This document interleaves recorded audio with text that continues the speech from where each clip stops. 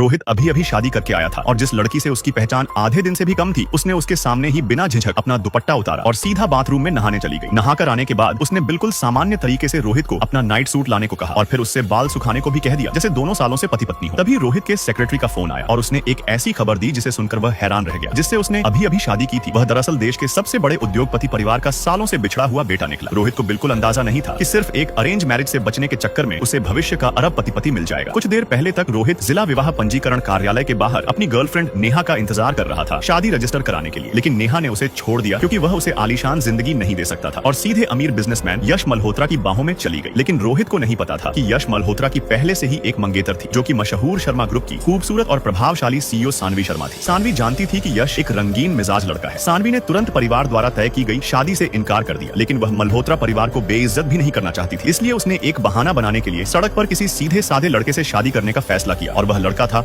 रोहित, जो अभी अभी ब्रेकअप से टूटा हुआ था। रोहित अभी भी ब्रेकअप के सदमे में था और कुछ समझ नहीं पाया, लेकिन सानवी ने समझा कि वह हाँ कह रहा है। फोटो, साइन और मुहर सब एक साथ हो गए और जब तक रोहित को होश आता वह कानूनी रूप से शादीशुदा बन चुका था। शादी इतनी आसान भी हो सकती है। जब सानवी ने 3 करोड़ का कीमती जड़ाऊ कंगन रोहित को तोहफे में दिया, तब जाकर उसे समझ आया कि वह सच में शादी कर चुका है। उसके गले में जो पुराना लॉकेट था, जो उसकी असली पहचान का एकमात्र सबूत था, सानवी ने उसे भी प्यार की निशानी समझकर उतार लिया। लेकिन बाद में उसे वह लॉकेट कुछ जाना पहचाना लगा। उसे याद आया कि ठीक ऐसा ही लॉकेट देश के सबसे अमीर उद्योगपति दंपति राजेश मल्होत्रा और सुष्मिता मल्होत्रा के खोए हुए बेटे के पास था। सच जानने के लिए उसने रोहित का डीएनए टेस्ट कराने का फैसला किया। जैसे ही मल्होत्रा दंपति को खबर मिली, वे तुरंत अस्पताल पहुंच गए। डीएनए रिपोर्ट देखते ही सब दंग रह गए। रोहित ही उनका असली बेटा था। वे तुरंत उससे मिलने निकल पड़े। पता चला कि वह अपने कॉलेज की रियूनियन पार्टी में गया हुआ है। पार्टी में रोहित की एक्स गर्लफ्रेंड नेहा और यश मल्होत्रा भी मौजूद थे। रोहित चुपचाप निकलना चाहता था, लेकिन यश के चमचों ने उसे रोक लिया और सबके सामने उसका मजाक उड़ाने लगे। उन्होंने ताना मारा कि वह नेहा के पिता की कंपनी में नौकरी करता था और पूछा कि महीने का कितना जेब खर्च मिलता था। उन्हें क्या पता था कि कंपनी का 80% कारोबार रोहित ही संभालता था। ब्रेकअप वाले दिन ही उसने इस्तीफा दे दिया था। नेहा के पिता ने हमेशा उसे सबसे कम कमीशन दिया और अब तो वेतन देने से भी मना कर दिया। उन्हें अंदाजा भी नहीं था कि उसके बिना कंपनी 1 महीने भी नहीं टिक पाएगी। नेहा ने ताना मारा कि उसके बिना रोहित कुछ भी नहीं है और यश ने मजाक में कहा कि वह उनका ड्राइवर बन जाए। तभी होटल के मैनेजर करण ने एक लग्जरी कार की चाबी लाकर रोहित को दी। सब सहपाठी हैरान रह गए और सोचने लगे कि वह कोई छुपा हुआ अमीर घर का लड़का है। दरअसल सानवी को पता था कि रोहित पार्टी में जा रहा है, इसलिए उसने पहले से ही उसके लिए एक महंगी स्पोर्ट्स कार और 5 स्टार होटल की वीआईपी व्यवस्था कर दी थी। मेज पर महंगे पकवान और लाखों की विदेशी शराब सज गई। सबको लगा यश ने ऑर्डर किया है, लेकिन यश खुद हैरान था क्योंकि